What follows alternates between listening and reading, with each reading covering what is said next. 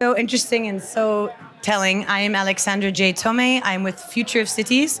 We are Miami based with many demonstration projects across Florida, but we're also part of a global community working for a regenerative future for our cities and bringing a new approach to development in the built environment. So I'm very honored to be here today with our panelists. We have Sergio de la Vega, the chairman and president of Citizens Companies. Thank you. And we have Andy Poppin, the global CEO of Markets Advisory at JLL. Is that Eastern Mediterranean? EMEA? Correct? Okay. And we have Dr. Carndi Leopardo from the MDQC Chief Advisor on Foresight and Innovation. So exciting. Thank you all for being here. So tell me a little bit, what brought you here on this panel with the work you do? What motivates you? What is the passion behind us working towards a city on purpose, a city with intention? Doctor, you can start. Hello. Okay, can you hear me okay? I can hear you great. Perfect. Can we hear you? Okay. Alrighty. My full-time work at MQDC, which is a real estate development based in Bangkok, Thailand mostly. We also have the projects in India, Japan, and UK. The whole idea here, my job is doing the foresight research for the groups, where we need to understand the future pain point, and then we capture that into the design of today. So what we need to do, we need to understand the future, and then because we are building not just home or mixed use, but we also build cities, the city within the cities of all the scales. So the cities will be, we need to understand the future so that we can design it. So these products or this project can be future-proof, not just 1 or 2 generations to come, but much more longer than that. A question, when you say future-proof, what do you mean? Explain. Well, the world changing rapidly. A whole lot of problem happens every day, so all the times. So we need to understand what will be the future pain point. For example, in Thailand, we are dealing with the aging societies, the fast-growing cities and urbanizations, pollution, for example. So we can't just see that, oh yeah, that's a problem, but then we could try to design the projects that we are doing now to eliminate those problems to help people live better. So we work on the philosophy of all well-being. All well-being? Yes, and also we are really focused on, to become a nature positive and carbon negative property developer. Beautiful. I am so inspired by nature-based solutions in cities. That sounds exactly like what you're up to. Sergio, cuéntanos. You can share, Mike. We can share, all right. We're a small group. I think this is going to be more a conversation amongst us. Thank you very much for a few of you who stay with us. I know we're late. This is going to make this fun. I represent a company that is been almost 50 years in the market, mostly doing fossil fuels. Sometime by 2016, 17, we decided to pivot completely out of fossil fuels into sustainable energy and sustainable mobility, right? And it's exactly sustainable energy and sustainable mobility what brings me to this panel, because the cities of the future. I mean, when you are doing urban development, and we do a little bit of urban development in our firm as investors and developers, when you do that, you have to imagine how people are going to live in the next 10, 20, or 30 years. That's what it takes for you. I mean, the projects we've done, and just the planning takes more than 10 years, right? So you are not in the market in less than 10 years. So you need to really think forward. It's clear that lifestyle of people evolves all the time. And with it, the needs for energy, mobility, and so on and so forth, right? So it is in the space of, I mean, look, cities are great places, right? It's where you connect, when you exchange ideas, and it's for a reason that more than 50% of the population of the world lives there, and probably we're going to be leaning towards more like 70, 80% in the next 25, 30 years. So, I mean, it's a reason for that. But cities amplify problems. They amplify safety problems. They amplify crime. They amplify many things as well. And that space where we need more solutions coming from energy. So we're gonna start living a challenge in terms of how we get energy, because We are at the early stages, probably more advanced stages. Who knows? We are really early not, but we are in the stages of energy transition, where the energy that today 2/3 of the energy we use is in a form of combustion, right? You think that we are electrified because we see power everywhere. That's not true. We only 1/3 of the energy we use as global citizens comes from electricity. Most of it comes from fossil, not fossil fuels, combustion, right? And we're gonna see kind of a departure from combustion into more use of electricity, and that is gonna put a lot of stress on the already stressed distribution networks, grids that bring power to you. So it's gonna be a lot of evolution. I think. This kind of migration from combustion to power use is gonna bring a lot of solutions, a lot of new technologies. We're seeing them already, and also in transportation, right? I mean, to me, transportation. Most of the cities have no more asphalt to house and let cars move, right? And the solution is not to build more asphalt. It's been proven that the more asphalt you put, the more cars you have and the more chaos you have. So I think the solution is going to come from different technologies. I mean, the vehicles, the cars, the buses as we know them today, have a very large footprint, right? And that large footprint is a little bit of a legacy from the way cars were before we have automobiles, and the length of a vehicle is determined by the concentration of weight of the engine in one single space, right? I'm probably overextending myself, but that makes a car to be larger, right? I mean, cars are too big for one person, two person. I mean, with the new mobility technologies, with electric cars where you can distribute weight and have smaller motors, we're bound to have smaller cars, right? And smaller cars for us to move, but also smaller trucks for last mile delivery.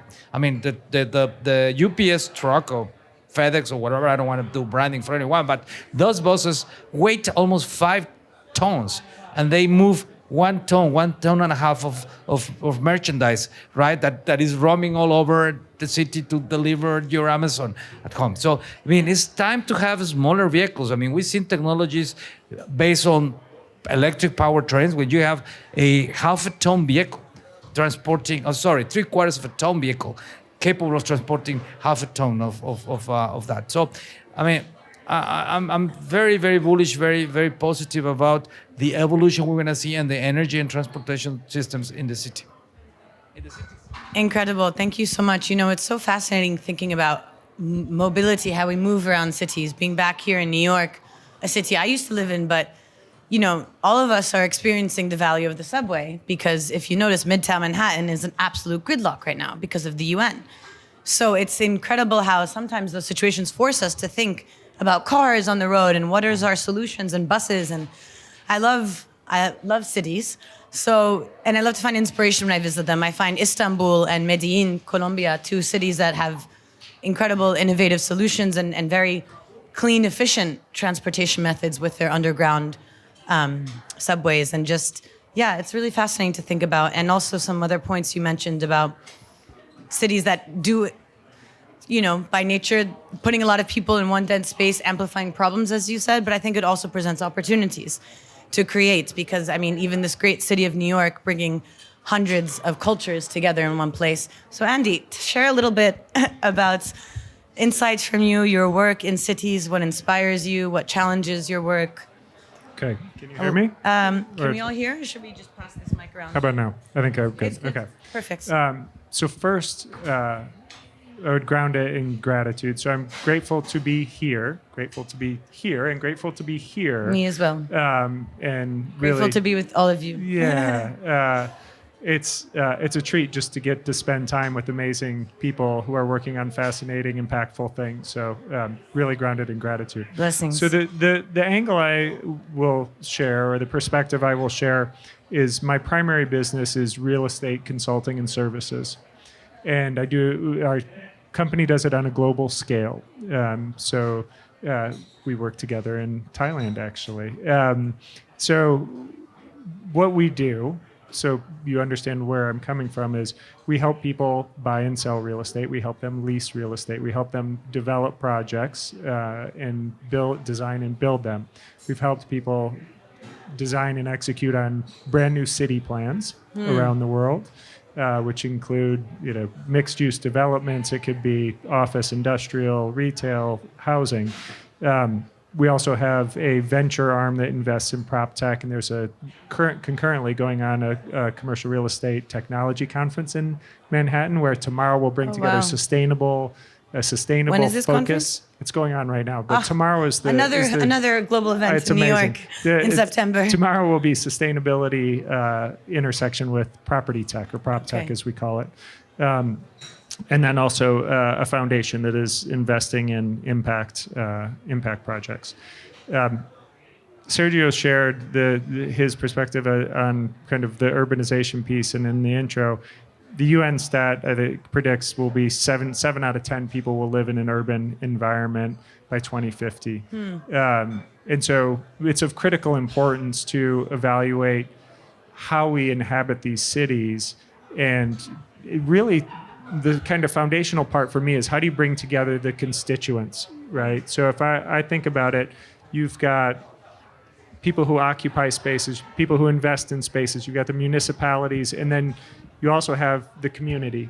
And so frequently, there are wonderful intentions by each party, but the ability to bring those together to come up with a master plan, Sergio's laughing, who's the lead on it, right? I mean, that is oftentimes the question, because everyone thinks they're the lead on it. And we've seen good successes when you can do this at scale.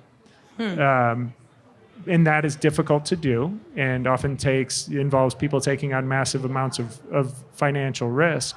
But then you can also see these, micro adjustments within neighborhoods in the cities that can start to have an impact, because it's a way to test. On like a small scale, and then test it out in neighborhoods. Yeah. And I just a few kind of things to think about as we go through this, because the built environment exists. Even though, broadly speaking, when you look at population growth, we're going to have to build cities the size of Manhattan on a repeated basis year after year just to accommodate growth in China. But the built environment exists. And most of the building stock, so take Manhattan as an example, is over 80%, 88%, I think, was built before 2015. Of the buildings here in Manhattan. Of the buildings in Manhattan. 80% were built before 2015. 2015. So it's like That's 88%, a very interesting statistic. Right? Which means largely most of them are not purpose built for what our people and our corporations and our cities, our communities need today. Fascinating. I would love, just on that point, to hear as well from our other experts here on the panel, and just to chime in to add another. I worked in refugee camps. I'm Lebanese, and so I've lived most of my life between Syria, Lebanon, Turkey, Egypt, and people always, Lebanon took a huge amount of refugees, the highest per capita at one point in the world, and people just assume they hear refugee, they think a tent in a rural, remote area, but like the majority of refugees were actually going in urban areas and were squatting around and in horrific conditions in the major cities of Lebanon, over 80%.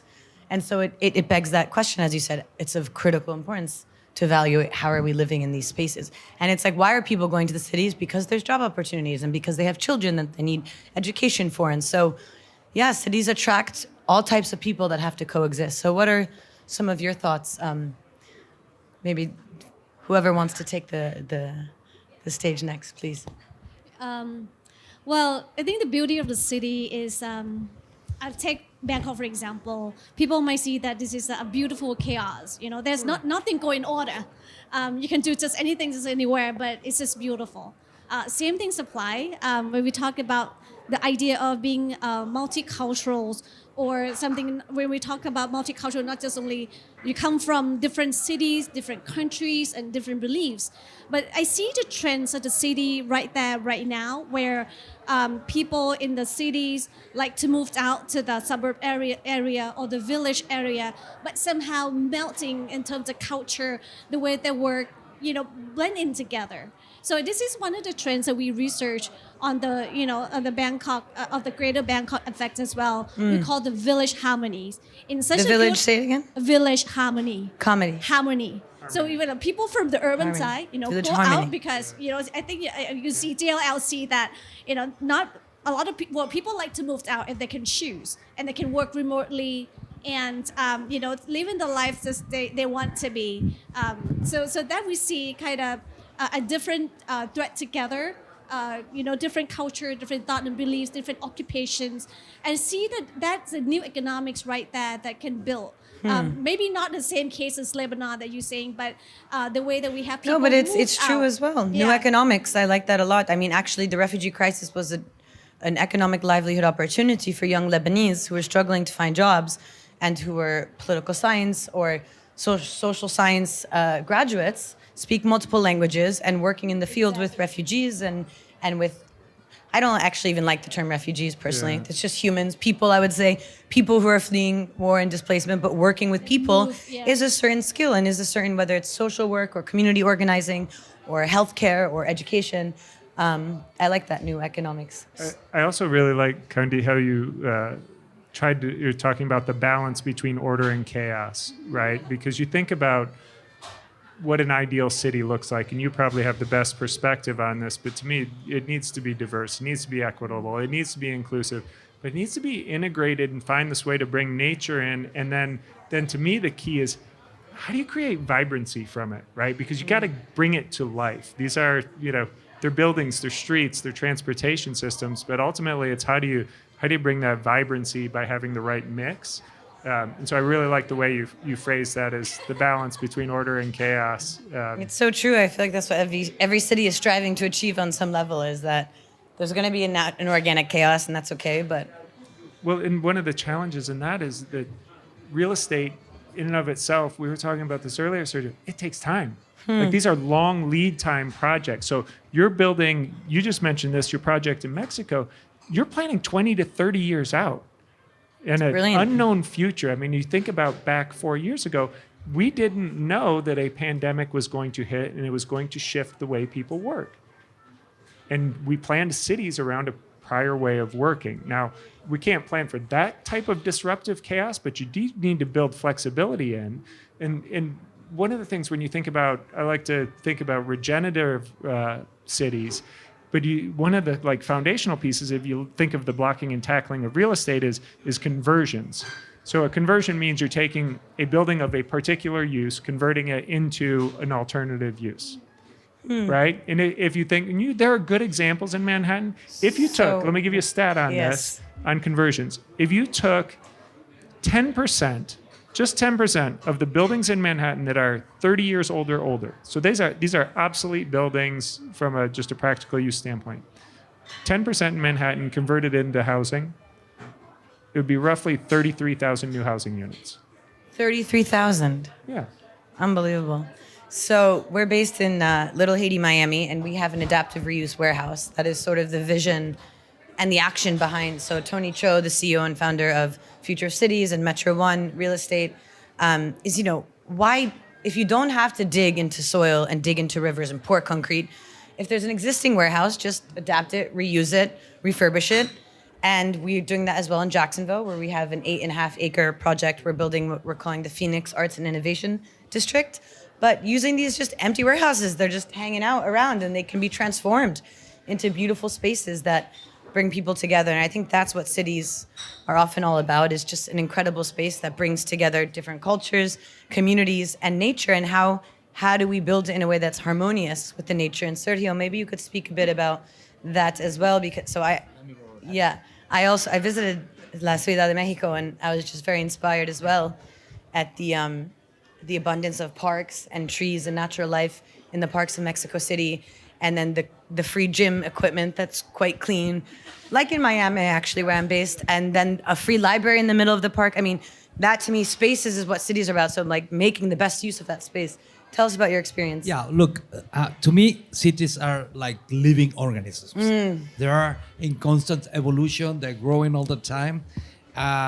They go through moments of trouble, and then they thrive. When they thrive, they go back to trouble because they attract so many people and then chaos. This is not like transitioning from order to chaos. It's like just pivoting back and forth all the time. Yeah, but as a city grows, then it changes a lot because it's a nice city where you can walk or you use the normal transportation system, it becomes obsolete as it grows, and cities are growing so fast, right? And then you Correct. cannot just cross the city; is not walkable anymore.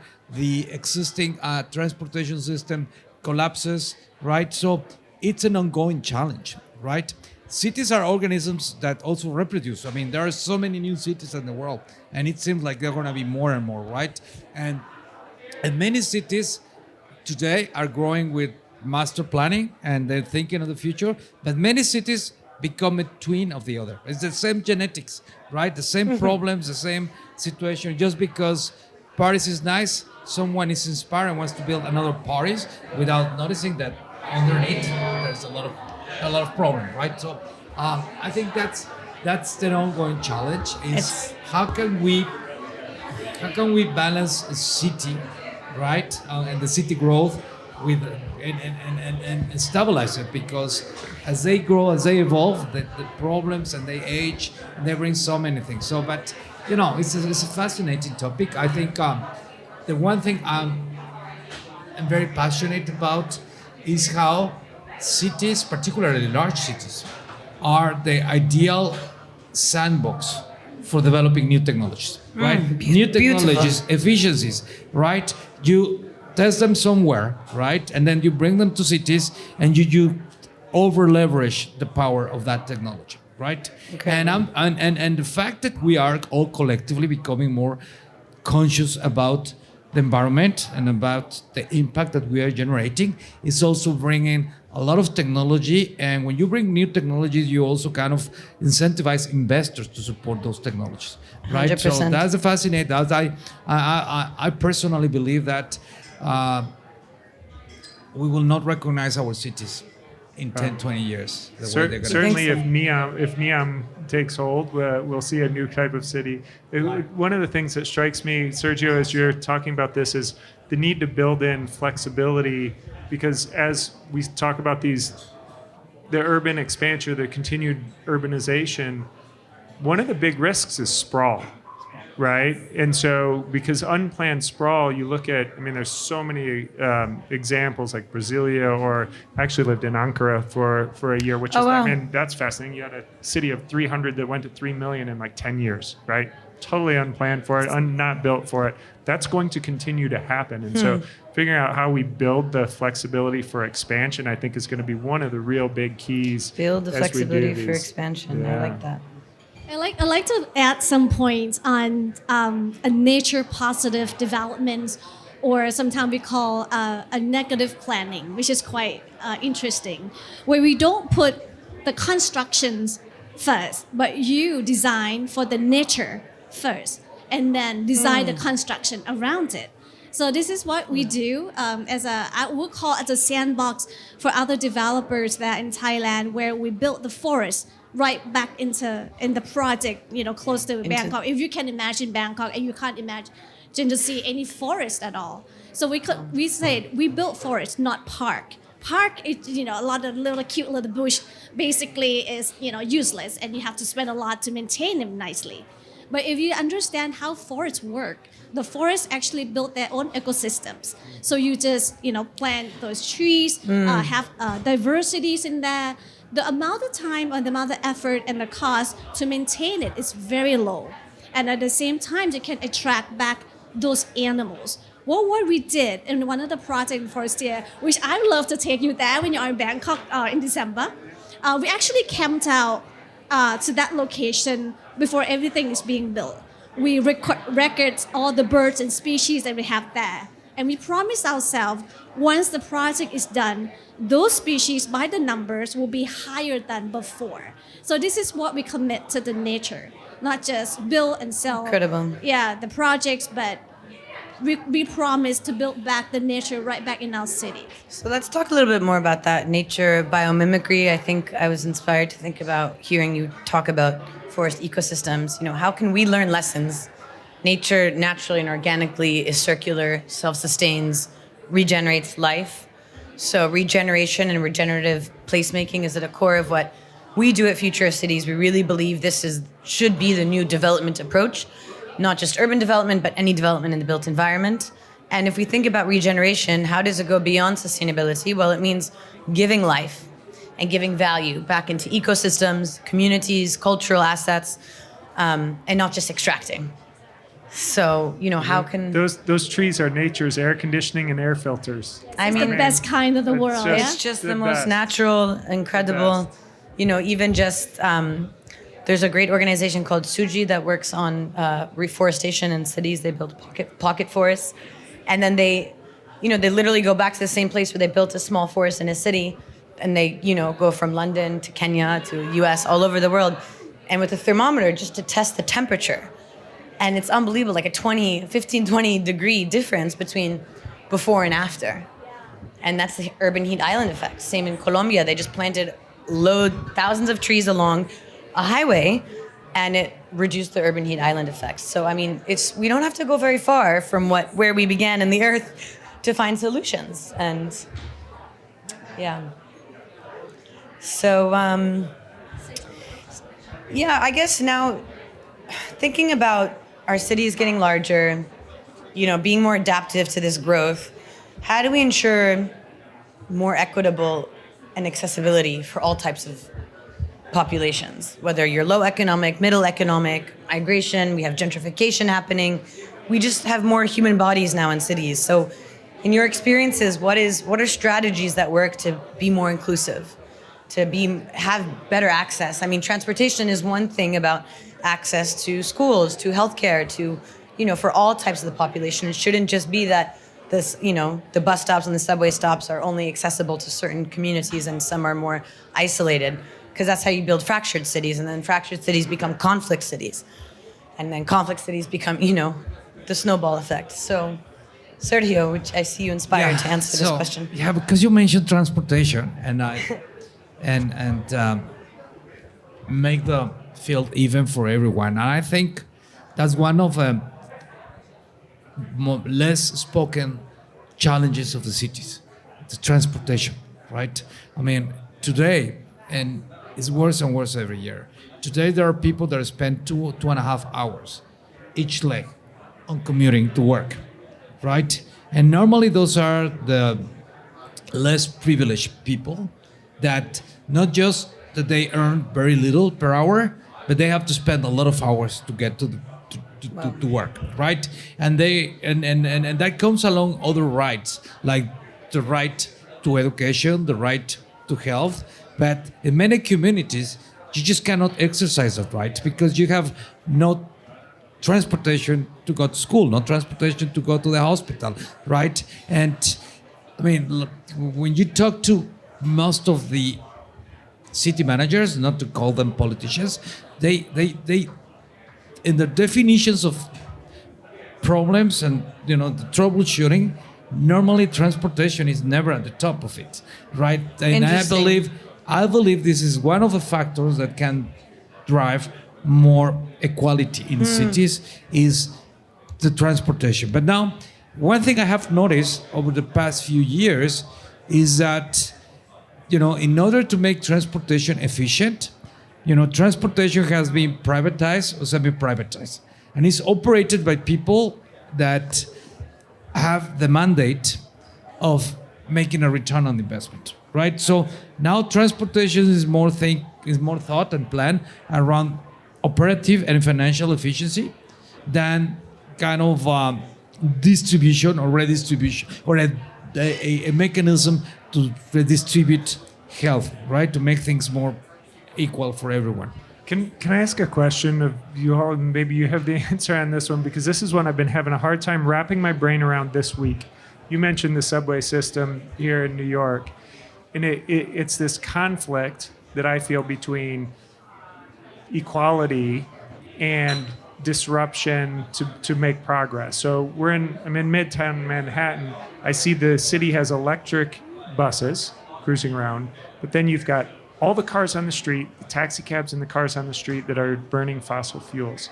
And my perception of that is that we're not at a place yet where we're willing to have an impact on the existing people running the existing systems enough to make that full transition to electrified streets. So how do you, in my mind, I'm just having personally a hard time reconciling this notion of how do you push through what would make it would cause inequity in the short term in order to make the progress necessary to get to where we believe we need to head. I think it should be quite simple. I mean, I think it's just demonstrating the efficiency of the alternative, more sustainable, cleaner option. I mean, who wants to sit in back-to-back traffic and pay crazy gas prices and find parking and dealing with all of these issues that come with having a car in a big city?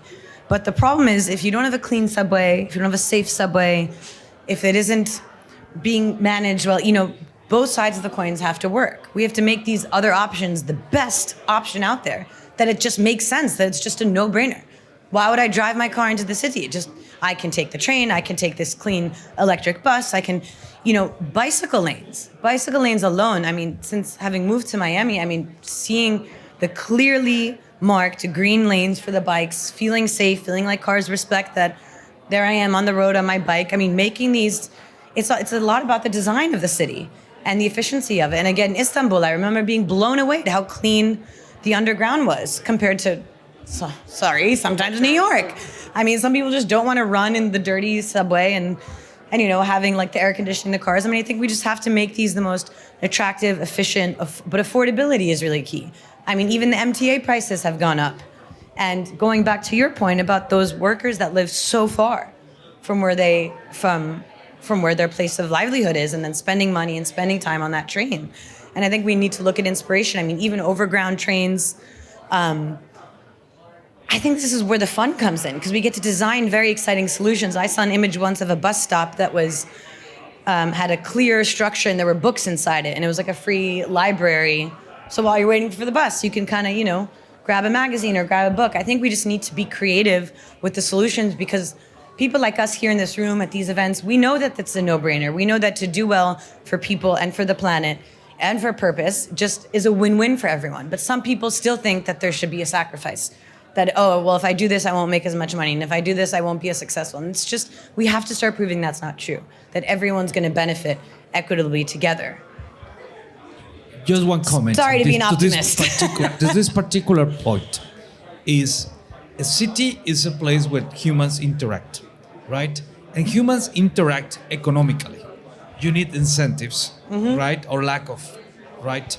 And that's pretty much what drives things. And in this particular case, the reason you see electrification of buses and not electrification of vehicles that quick is because for the last 10 years, but likely for the last 5 years, every electric vehicle will be much more expensive than internal combustion vehicle. Those buses operate 16 hours a day. So 16 hours burning fuel. So if the bus costs you double, the electric bus costs you double, you pay it back just by saving on the fuel, right? But most of the cars you see burning fuel, they still you don't go so many miles. So it is little by little is happening, right? I mean, the commercial vehicles that are capable of justifying the extra expense of an electric vehicle, right? That famous total cost of ownership, right? Are the ones that are pushing new technologies that are going to make regular cars at parity with internal combustion cars. And once you have that parity, the city is going to be packed with electric vehicles, because that's the incentive. I mean, people are going to pay the same for the car and spend far less for the fuel and maintenance. And why would you continue burning fuel after that? So all those incentives are being created little by the market. Absolutely. Well, it's also the time horizon that you're evaluating this, right? Is it short-term time horizon or is it long-term time horizon? Because you're right, the maintenance on the electric vehicles is so much less. Well, you asked about how we close the inequality gap in the city, right? Yes. I feel like the classic problem might require innovative solutions. One of the projects we create the do good tokens. When you Do do good tokens. good, be kind, you get the tokens. And that very tokens, or what you can, it's very similar to the privilege point. You can use that to redeem whatever you want, maybe water or some food or some snack. So this is what we try to design in our cities. Doesn't have to be anything fancy. And is the token as blockchain. associated with the organization or is Yes, the government? it's associated with the organizations. It's a do good organizations, which is one of the it's a foundations that we have. So that's type of thing that will encourage people that you can't have money to invest, but you can just use your own your behavior, your good behavior. You collect waste and you kind of divide the waste properly, so you can get some reward. So that type of thing actually can help out to incentivize us to be a better citizen, and also somehow close down the inequality Close gap that gap. just a bit. Yes. We definitely need to incentivize, and I agree on that. I think sometimes, unfortunately, a lot of the renewable or innovative solutions are just not affordable for all populations, and we really need to start making that transition. And also, I mean, maybe this is deviating a bit from the topic of cities, but be careful of the extraction of resources because, cobalt and lithium, which are a lot of the resources that drive electrification of cars, are being extracted from places like the Democratic Republic of Congo using modern day child slave labor. So we have to be very careful when we say, are we going to replace fossil fuels with the same level of human and land abuse extraction? Because it's also these villages and people being displaced from their land because they need to go and drill for those materials. So I think it's important that I want to excited. demystify this. Let's go. Because for years, I mean, electric vehicles were bound. 5 minutes left and we're getting We're bound to speed up. take over Yes. 25 years ago, right? And the OEMs, the legacy car manufacturers, were not ready to change their business model because internal combustion is not just about the car, but about a car that requires so much maintenance, right? So electric vehicles also require that. So they tried to postpone the adoption of electric vehicles by bringing hybrid cars, right? But also bringing a lot of press and negative PR talking about lithium. There's not enough lithium in the world. I think there'll be enough. There's not enough lithium today, and probably this condition will get worse over the next 2-3 years. But eventually, the world is gonna resolve it. There is not enough cobalt, and yes, true. Part of cobalt in the world is mined in the DRC, and you talk about what conditions are, but you can replace cobalt with other things. I think it's been more Fascinating. like the establishment, which has been oil and gas, and I come from that industry, and vehicle manufacturers that were like putting a lot of negative press to kind of delay the arrival and adoption of electric vehicles. So What other kinds of resources can replace cobalt? I was trying to pitch Sergio on a sodium-ion battery before Yeah. we came up. So that All right. It is.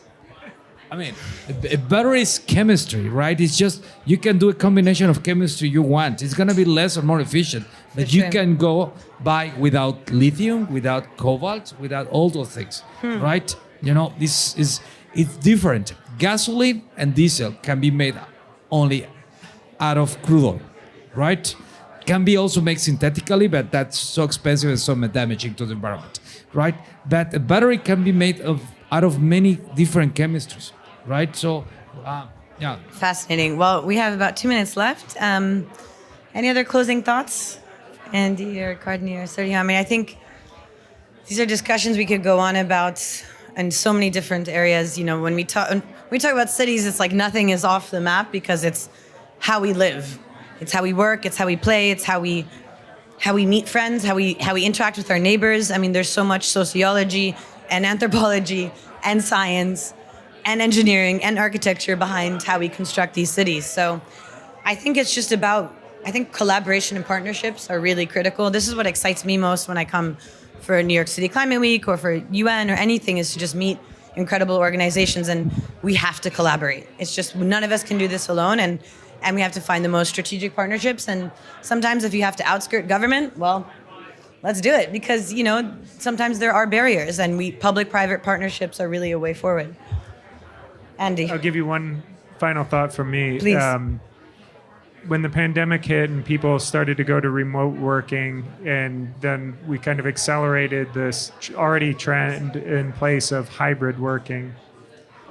I personally, even though I'm in the industry, I hate the term hybrid working, because I think it's this binary on-off sort of thing. And as I think about our conversation about cities of the future, the term that I was promoting and trying to adopt for in lieu of hybrid is elastic work. Because it's elastic. Because for me, it's this notion of having some pliability, and that we all relate to each other. That if Sergio goes to work, then I maybe don't. Or what's our relationship to each other? And so kind of this like relationship flexibility concept that I think is so important. We're going to deal with, even though our ways of working have changed and they will remain changed, we're going to deal with a wave of workers coming back to the offices as well. So the cities that we experienced over the last 3 years are going to start to return to a little bit more normal. If you look at just the number of people who have been called back to work or mandated back to work by the end of this year, at this moment in time is roughly publicly in the US 2.5 million people. So that's like 250 plus million square feet of space where they're going to be coming back.